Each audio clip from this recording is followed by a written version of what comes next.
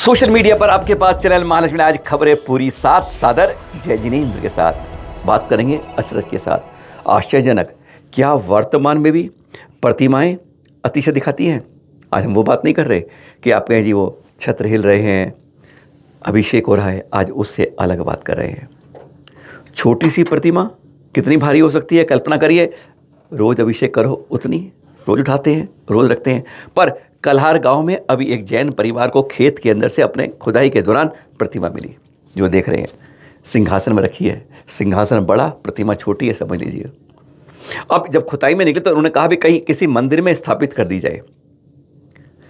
कल्हार गांव कहाँ पर है बता दें पहले, क्योंकि थोड़ी होती है अंदर। गज मसौदा से 30 किलोमीटर और बीना से करें तो 40 किलोमीटर रोड से, वैसे ट्रेन से जाएंगे तो 27 किलोमीटर दूर पड़ता है। कल्हार गाँव की बात कर रहे हैं और जैन परिवार की बात कर रहे हैं। भाई सोचा किसी मंदिर में रख दी जाए इस प्रतिमा को, बहुत सोचा।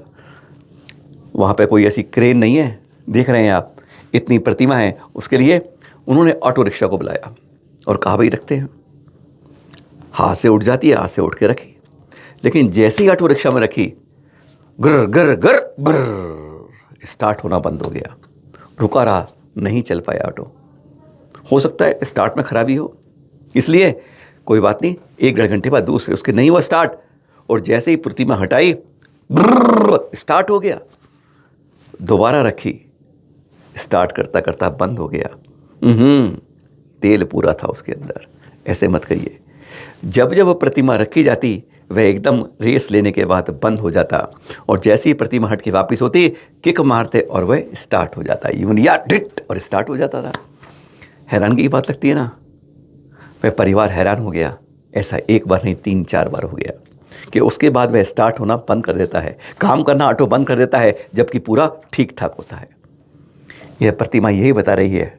क्या यह कह रही है कि मुझे कहीं और मत ले जाओ, यहीं स्थापित करो, या कोई बात है? अभी तो राज की बात है, क्योंकि अभी 2-3 दिन पहले की तो ये इतिहास से है जब ये प्रतिमा खुदाई में मिली है ना। हैरान की बात, विश्वास करिए, जब ऐसा होता है तो कहीं ना कहीं लगता है कि हमारी प्राचीन प्रतिमाएं जो अंदर खुदाई खुद गए अंदर रखी हैं, जो खुदाई में निकल रही हैं, उनमें आज भी अतिशय विराजमान है। उनकी ऊर्जा आज भी इतनी है कि वह आज के दिन को भी, वैज्ञानिक युग को भी एकदम शून्य कर देती है।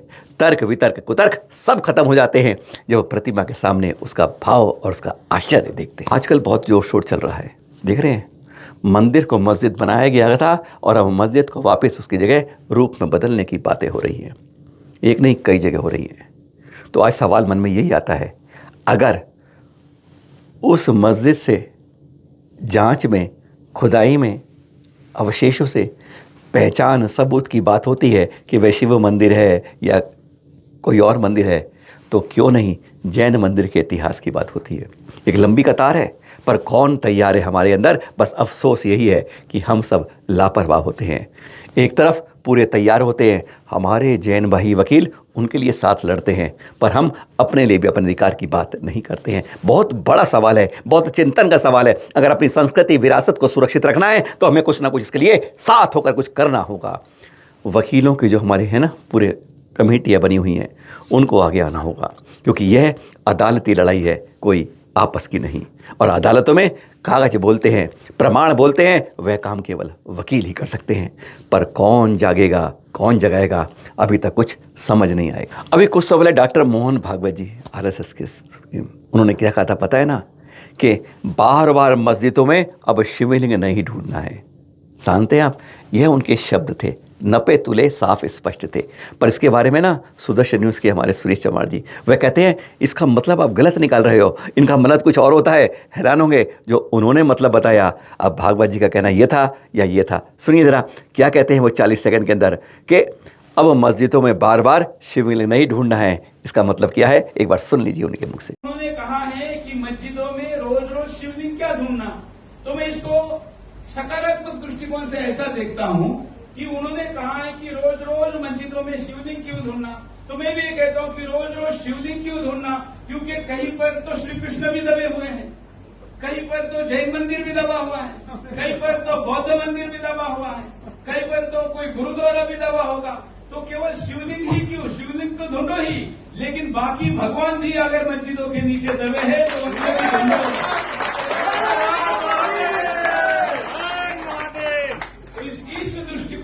मैं देखता हूँ, क्योंकि सरसंघ चालक कभी अहिंदू हिंदू हिंद की इधर बात करेंगे ऐसा हम सपने में भी नहीं सोच सकते, इसलिए मेरा दृष्टिकोण। यह एक एल्बम फोटो दे रहे हैं।